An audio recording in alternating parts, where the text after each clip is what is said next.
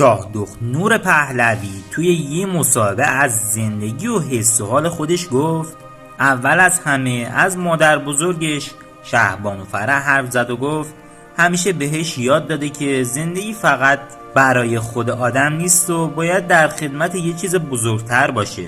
شاه دختنور میگفت مادر بزرگش سختی‌های خیلی بزرگی رو از سر گذرونده، از دست دادن عزیزان، همسر و خیلی چیزای دیگه، ولی با وقار و قدرت ایستاده و همین براش همیشه الهام بخش بوده. به نظرش مادر بزرگش نماد روحیه قوی و صبور ایرانیه.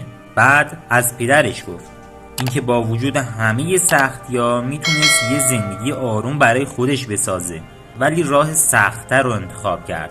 میگفت با دیدن پدر و مادر بزرگش از بچگی با این حس بزرگ شده که مسئولیت داشتن و پای باورا ایستادن مهمه و دوست داره این مسیر و این میراث رو ادامه بده. نور میگفت خیلیا بهش میگن زندگی شخصی خودتو ادامه داشته باش، ولی واقعیت اینه که سالهاست زندگیشون زیر ذره‌بینه.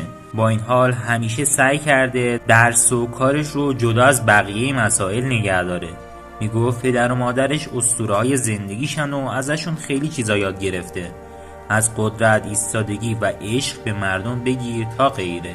بعد از اتفاقات تلخی که توی سالهای اخیر افتاده احساس نزدیکی بیشتری با جوونا پیدا کرده. میگفت هر جوون ایرانی میتونست مثل من توی آرامش و آزادی زندگی کنه و برای همین شاهزاده رضا پهلوی هر جوون ایرانی رو مثل خواهر و برادر خودش میبینه و دوست داره به اونا کمک کنه. شجاعت جوونا رو تحسین میکنه و باورش نمیشه که برای ساده ترین چیزا باید این همه سختی بکشن. نور از خاطراتی که مادر بزرگش شنیده هم گفت از سفرها، شهرهای مختلف و فرهنگ‌های متنوع ایران. میگفت اشک‌های مادر بزرگش رو دیده، ولی با وجود همه سختی‌ها همیشه با عشق از ایران حرف زده. از پدرش هم میگفت که وقتی از خاطرات گذشته حرف میزنه غم توی چهرهش معلومه، چون دلتنگ جاییه که دیگه مثل قبل نیست. میگفت از بچگی با حس خطر و فشار بزرگ شده و یاد گرفته با این شرایط کنار بیاد. نور تأکید میکرد که مردم خیلی ارزشمند و شریف هستن و با وجود همه سختی‌ها امیدشون رو از دست ندادن.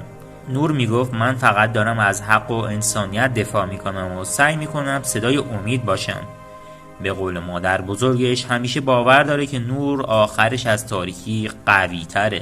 در آخرم گفت شاید فشارها زیاد باشه، ولی هیچ وقت نخواسته کنار بکشه و زندگی راحت تری رو انتخاب کنه. هر روز بیشتر از قبل احساس وابستگی میکنه و امید داره که روزهای بهتری در راه باشه.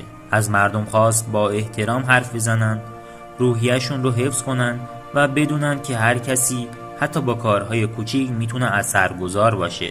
شاه دختنور پهلوی توی این گفتگو سعی داشت بیشتر از حس و تجربه شخصی خودش بگه، نه فقط اسم و عنوان. میگفت از بچگی یاد گرفته که قوی بودن یعنی ادامه دادن حتی وقتی خسته‌ای. بارها تأکید کرد که امید داشتن خیلی مهمه و نباید اجازه داد سختی‌ها آدم رو از پا در بیاره. به نظرش یکی از مهمترین چیزا اینه که آدما کنار هم باشن و همدیگه رو قضاوت نکنن. میگفت خیلی وقتا پیام‌های از آدم‌های مختلف میگیره که یا پر از محبتن یا پر از ناراحتی، ولی سعی میکنه تمرکزش رو روی پیام‌های امیدوار کننده بذاره. باور داره حتی یه جمله خوب یا یه دلگرمی ساده میتونه حال یه نفر رو بهتر کنه. برای همین خودش هم سعی میکنه انرژی مثبت بده و یادآوری کنه که هیچ شرایطی همیشگی نیست.